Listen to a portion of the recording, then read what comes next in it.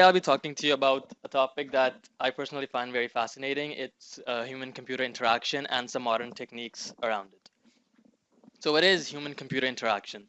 It's something that all of us in the tech industry, know pretty well. Even if we're not familiar with the term, we know what it is. It's something that we build on every day. But basically, human-computer interaction is the study of the ways humans and machines influence each other. And so, why is it important at this point when we're talking about innovation and when we're looking forward? So, why is it important right now? So, Mr. Licklider in 1960, he's, by the way, the pioneer of interactive computing in a way. He said that he sees or he envisioned a future where humans and machines were very tightly coupled, and this coupling enabled us to sort of achieve stuff that we would not have been able to do otherwise without them. So this coupling, we've seen it take place over the previous decades, but up till now, we've always used computers as sort of a tool, as for us to achieve some tasks. But if we look at the events of not even that far back, just the previous year, we see that in just October last year, we saw that Microsoft said that its voice recognition was better than humans at listening. So it had less errors than humans. If we look at this year, February, Mr. Schmidt of Google said that computer is better than humans at most tasks of vision. And if we look at a few months back, the Google's AlphaGo beat humans at the world champion at Go, which is considered to be one of the hardest games to master. So all of this stuff sort of has changed computers from a tool into something that we have to interact with in a way that is bigger than just a screen and a keyboard and a mouse. So it's led to something that designers and design engineers call zero UI.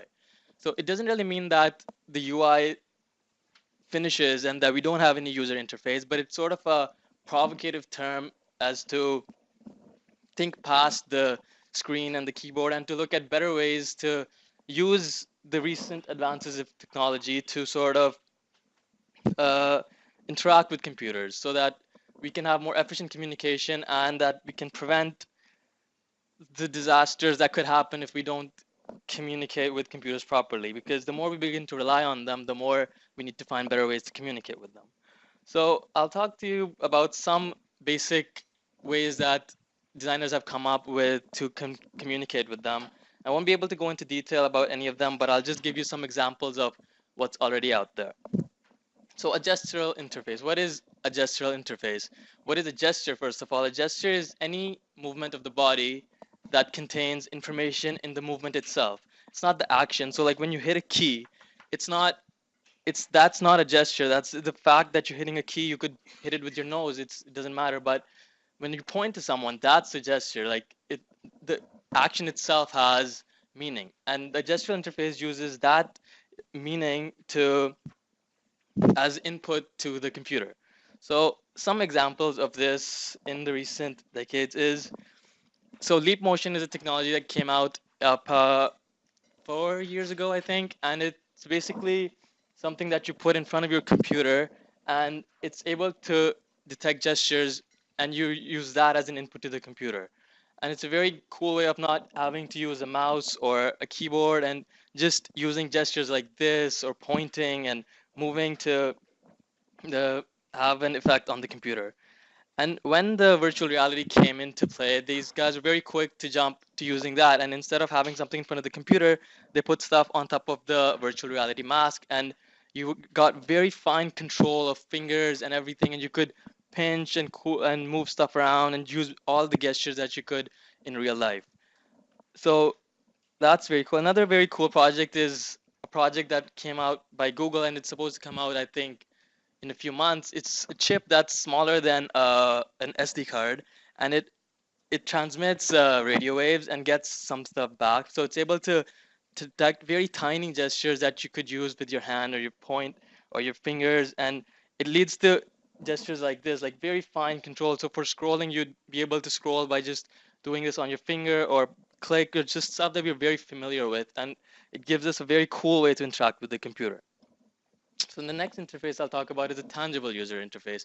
A tangible interface is something that uses the environment around you and uses and turns the stuff around you into the interface itself. So it's basically imbuing digital properties onto physical matter around you.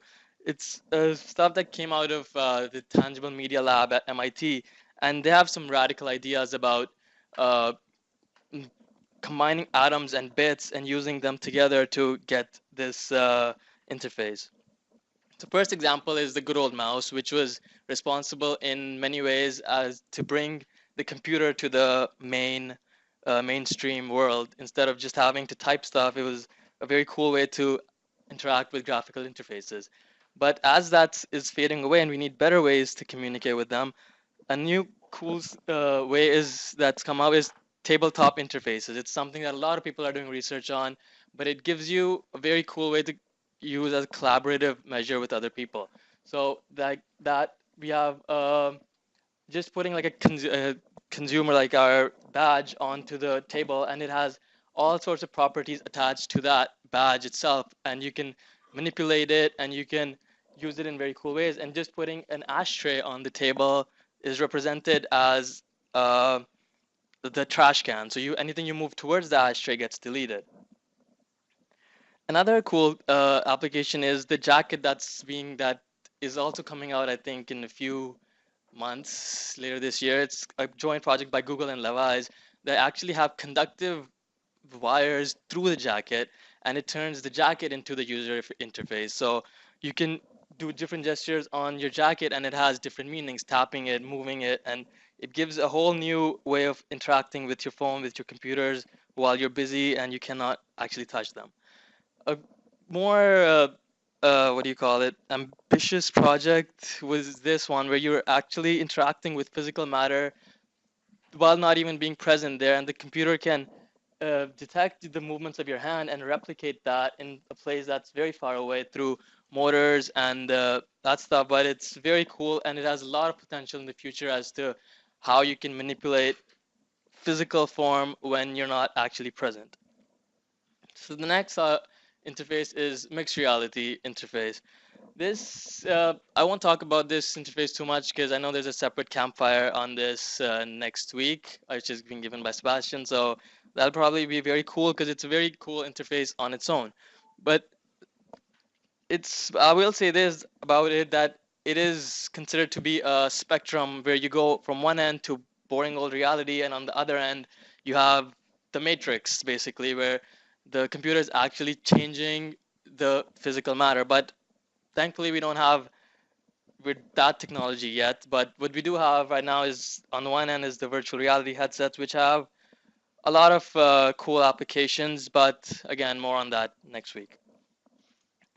So now do we get more ambitious as to the interfaces. So in the beginning, I talked more about the coupling of humans and computers, and so the final frontier of that would be to link your brain directly to the computer, and that's something that a lot of very big giants like Elon Musk, and they're investing huge amounts of money in. But a lot of that has to do with invasive measures as to implanting chips into the brain, which is not something that we'll be very comfortable with for a pretty long time. But there's a lot of applications for that, and there's a lot of companies that have come out with open source stuff because of the advances of technology and the hardware and the software that we can use to bring stuff that we can buy for under $200 to $300 as sensors and headsets, and they actually are able to get the general idea of the activity in the brain. So like the Muse headset came out of University of Toronto, and it can actually, it senses whether you're calm or relaxed, or or if you're irritated, or like just the general state of your state, and it gives you it guides your meditation by the activity that you have in your brain. And there's also many cool open source projects like that as well that you can have to get the general idea. So like this project, which is has an invasive measure, it allowed someone who was locked in for the past uh, a long time, and she has paralyzed, and allowed her to communicate with the computer, even though she, by just imagining the movements of her hand, and she could type up to 8 words per minute, which is not a lot, but from her perspective, it's a lot because the other option is complete silence. And if we look at some more stuff that is not that invasive, and so just one more minute or 30, 20 seconds, then this project that came out of University of Florida, and there are many more like it, that people are actually thinking about one specific thing or concentrating or having a specific mental state, and it's allowed them to control a drone, or if you think a specific way, it's going to do a specific thing. So it's also it's a little more ambitious, and it's in the early stages of its development, but it's still a pretty cool interface of communicating with computers. So the last thing I'll talk about is multimodal interfaces, which is the direction in which everyone is trying to go, because all of the interfaces I talked about, in addition with computer vision and uh, voice recognition, they all have their advantages and disadvantages. So you need to find the advantages and disadvantages of each, because when you combine them, like when I'm talking to you right now, I'm not using just one mode of communicating. It's like you need the spectrum, because sometimes some are better. So it's important to realize the advantages and disadvantages of each interface and use them together so that you can benefit from the advantages and have the advantages of one take over the disadvantages of the other when it's not performing as well. So that's a very quick overview of the new sort of interfaces that we have to communicate with computers. So my time is up, and I'll open the floor for any questions.